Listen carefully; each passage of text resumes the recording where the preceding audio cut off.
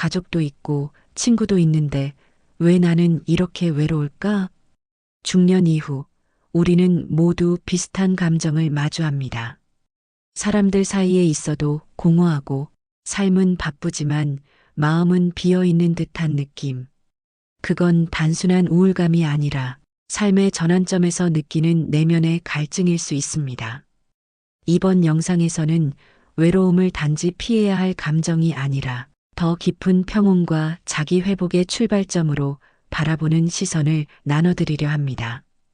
부처님의 가르침 속에는 이 시기를 평온하게 통과할 수 있는 지혜가 담겨 있습니다. 혼자 있는 법을 배우는 것, 관계의 거리를 받아들이는 것, 내 삶을 남과 비교하지 않고 인정하는 것. 이 모든 과정이 고요 속에서 나를 다시 만나는 연습이 됩니다. 지금 느끼는 외로움이 괜찮다고 말해주는 사람이 필요하다면 오늘 이 이야기가 그 위로가 되어드릴 수 있길 바랍니다.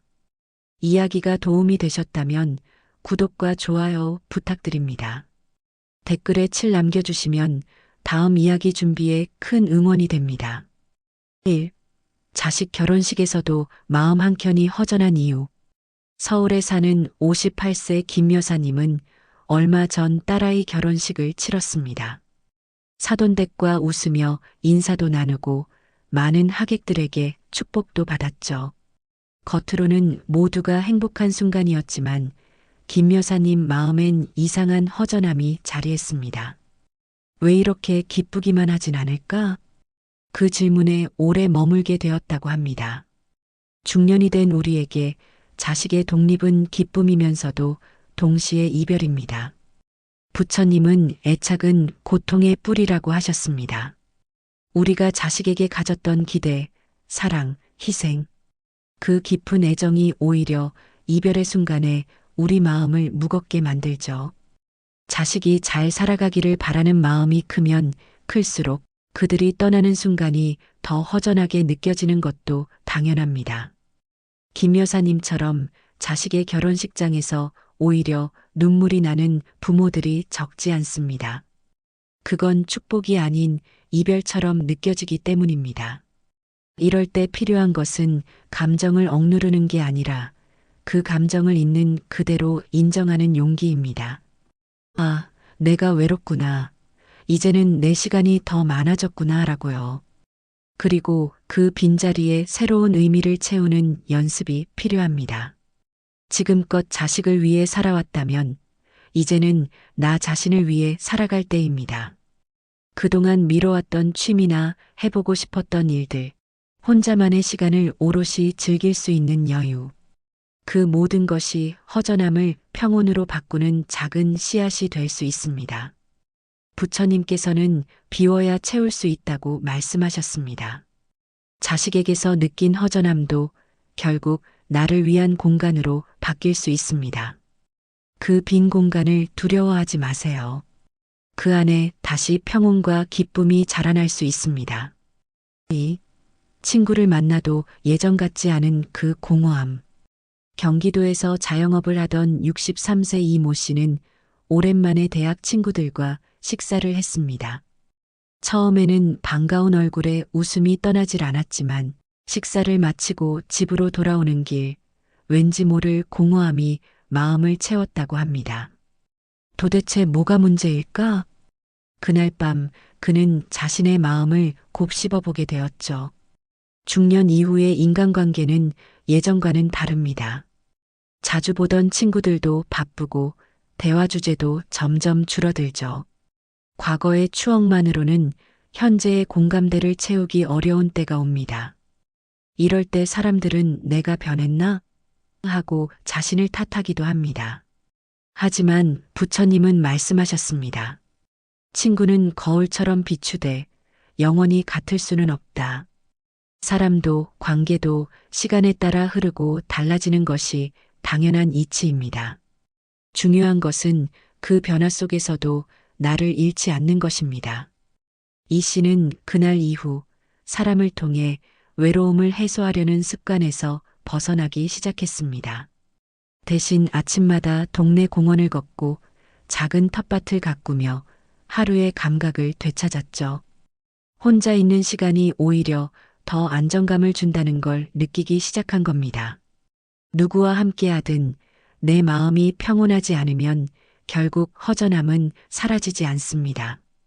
진짜 공허함은 사람의 부재보다 자기와의 단절에서 옵니다. 내 마음을 알아주는 이가 없다는 외로움보다 내가 나를 돌보지 않는 데서 오는 공허함이 더 크다는 걸 우리는 종종 잊곤 합니다. 내가 나와 친구가 될 때 외로움은 줄어들고 평온은 깊어진다. 부처님의 가르침처럼 친구와의 관계도 중요하지만 가장 소중한 친구는 자기 자신이라는 걸 기억해 보면 어떨까요? 3. 나이 들수록 멀어지는 인간관계, 부처님의 해법. 경기도에 거주하는 60세 윤 씨는 최근 들어 인간관계가 많이 달라졌다고 느낍니다. 예전엔 전화 한 통이면 달려오던 친구들도 이제는 각자의 사정으로 바쁘고 가끔 연락을 해도 대화가 예전 같지 않다고 합니다. 내가 뭔가 잘못한 걸까?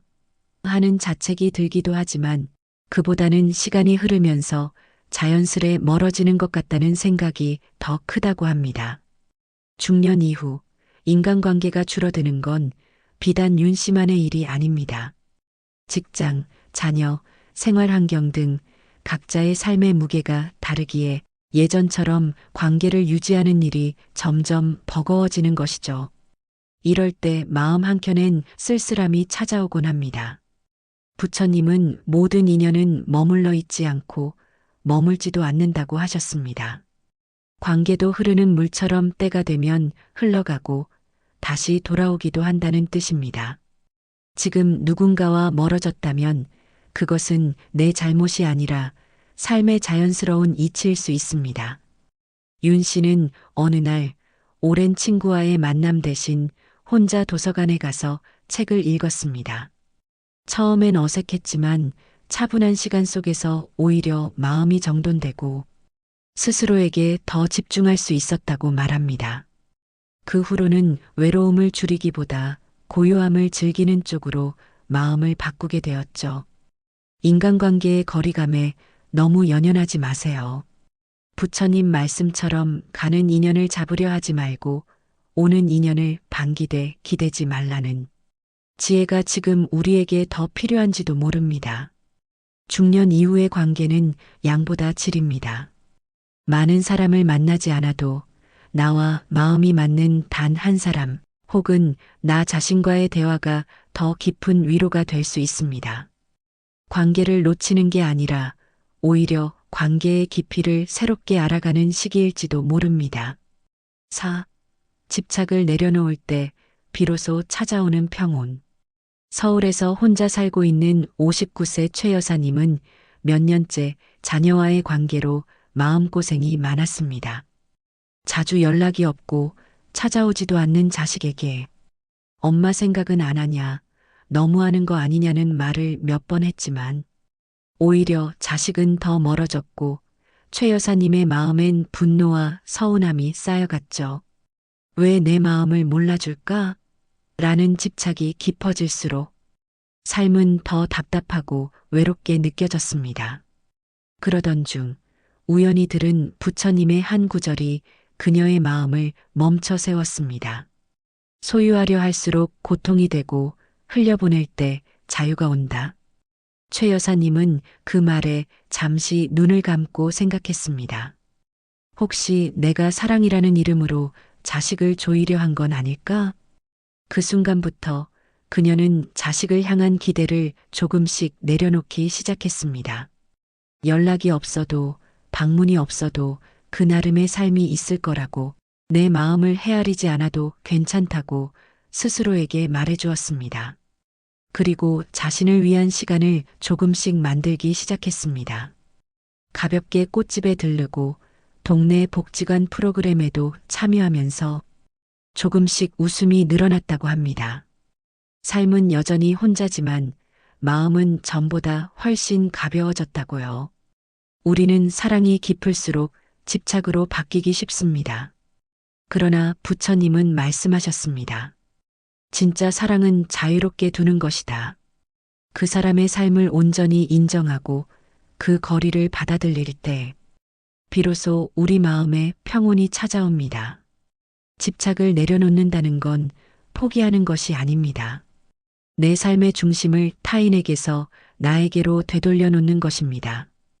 그 순간 우리는 고요한 기쁨과 함께 다시 삶의 주인이 될 수 있습니다. 혼자 있는 연습, 명상이 주는 진짜 힘.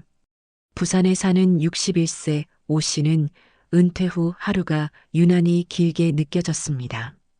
아침에 눈을 떠도 특별한 일정이 없고 예전처럼 바삐 움직이지 않아도 되는 삶이 오히려 낯설었다고 합니다. 처음엔 텔레비전을 틀어놓고 시간을 보내다가 문득 자신이 멍하니 시간만 흘려보내고 있다는 생각에 우울감이 찾아왔다고 하죠. 그때 우연히 들른 복지관에서 명상 프로그램을 접하게 됐습니다. 조용히 눈을 감고 숨을 느낀다는 단순한 설명이었지만 막상 해보니 마음이 복잡하고 온갖 생각이 떠오르기만 했다고 합니다. 하지만 강사가 했던 말, 이 시간은 누구를 위한 것도 아닌 오직 나를 위한 시간입니다란 문장이 가슴 깊이 박히며 그는 그날 이후 매일 10분 명상을 시작하게 되었죠. 처음엔 마음이 복잡했지만 점차 혼자 있는 시간이 편안해졌다고 합니다. 혼자 있는 연습은 단순히 외로움을 견디는 것이 아닙니다. 부처님은 고요 속에서 진실을 본다고 하셨습니다. 명상은 나를 마주하는 용기의 시간이고 그 속에서 우리는 진짜 내 감정, 내 욕망, 내 평화를 알아차릴 수 있습니다. 오 씨는 요즘 아침에 눈을 뜨면 먼저 창문을 열고 깊은 숨을 들이쉽니다. 자연의 소리에 귀 기울이고 그날의 마음 상태를 그대로 바라보죠. 불안한 날도 있고 평온한 날도 있지만 그 어떤 상태도 판단하지 않고 그냥 그렇구나 하고 받아들인다고 합니다. 혼자 있는 시간은 단절이 아니라 회복입니다. 누구와도 비교하지 않고 어떤 역할도 벗어던진 채 그저 나로 존재하는 연습이 바로 명상의 본질입니다. 부처님께서는 말씀하셨습니다. 마음이 고요하면 세상이 고요해진다. 우리 삶에 찾아오는 크고 작은 흔들림 앞에서 명상이 주는 고요함은 다시 일어설 수 있는 힘이 되어줍니다. 6. 남과 비교하지 않고 나답게 사는 법. 전북 익산에 사는 57세 정 여사님은 요즘 SNS를 보지 않기로 결심했습니다. 친구들의 여행 사진, 자녀의 성공 소식, 부부의 다정한 일상. 그 모든 장면이 너무 반짝여 보이면서 자신의 삶이 초라하게 느껴졌기 때문입니다. 나는 왜 저렇게 못 살까? 라는 비교가 시작되면 어느새 자신이 가진 소중한 것들이 눈에 들어오지 않게 됩니다. 부처님은 비교는 마음을 병들게 하고 열등감은 어리석은 망상에 불과하다고 하셨습니다. 우리는 저마다 다른 인생의 시간표를 가지고 살아갑니다. 남들과 똑같은 경로를 가는 것이 아니라 나에게 맞는 길을 묵묵히 걷는 것이 진짜 삶입니다. 정 여사님은 SNS를 끊고 나서 자신을 돌아보는 시간을 갖게 되었습니다. 그동안 무심히 지나쳤던 집 앞의 꽃, 매일 마주치는 시장 상인의 인사, 작은 것에서 행복을 느낄 수 있는 감각이 돌아왔다고 합니다. 내 삶이 남보다 나쁘지 않다는 걸 알게 됐다고 말하죠. 비교에서 벗어나기 위해선 먼저 나를 있는 그대로 인정해야 합니다. 나는 지금 여기에서 최선을 다하고 있다는 걸 스스로에게 말해주는 것입니다. 남이 나를 어떻게 보느냐보다 내가 나를 어떻게 바라보느냐가 훨씬 중요합니다. 부처님의 말씀처럼 있는 그대로의 나를 사랑하는 것이 가장 큰 깨달음입니다. 누군가의 인생을 부러워하기보단 지금 내 삶에서 감사할 수 있는 것 하나를 떠올려 보세요. 그 작은 감사가 나를 단단하게 만들고 비교에서 나를 해방시켜 줍니다. 세상은 늘 우리에게 말합니다. 더 가져야 하고 더 올라야 한다고. 하지만 진짜 행복은 거기에 있지 않습니다. 오히려 나는 지금 이대로도 충분하다는 평온한 믿음 속에 우리의 진짜 자유가 숨어 있습니다. 우리 모두는 삶의 어느 시점에서 외로움이라는 깊은 강을 건너게 됩니다. 자식이 떠난 빈자리, 멀어진 친구들과의 거리, 바쁘기만 한 세상 속에서 중년의 우리는 자주 나만 뒤처진 것 아닌가라는 생각에 마음이 흔들립니다. 하지만 오늘 나눈 이야기들처럼 그 외로움은 반드시 부정적인 감정만은 아닙니다. 그 속에는 고요함이 있고 그 고요함 속에는 스스로를 돌아볼 수 있는 기회가 숨어 있습니다. 부처님의 말씀처럼 마음이 고요하면 세상이 고요해진다는 뜻은 삶의 혼란을 멈추기보다 그 안에서도 평온을 찾는 법을 배우는 것일지도 모릅니다. 자식을 내려놓는 연습, 관계의 멀어짐을 받아들이는 마음, 비교하지 않고 나답게 살아가는 용기. 이 모든 것이 결국 진짜 행복으로 가는 길목이 됩니다. 혼자라는 건 텅 빈 상태가 아니라 온전히 나로 채워진 시간입니다. 누구에게도 기대지 않고 내 안에서 중심을 세우는 연습을 시작해 보세요. 그러면 외로움이라는 감정도 더 이상 두렵지 않을 것입니다. 이야기가 도움이 되셨다면 구독과 좋아요 부탁드립니다. 댓글에 7 남겨주시면 다음 이야기 준비에 큰 응원이 됩니다. 여러분은 어떻게 생각하시나요? 여러분의 이야기도 댓글로 들려주세요.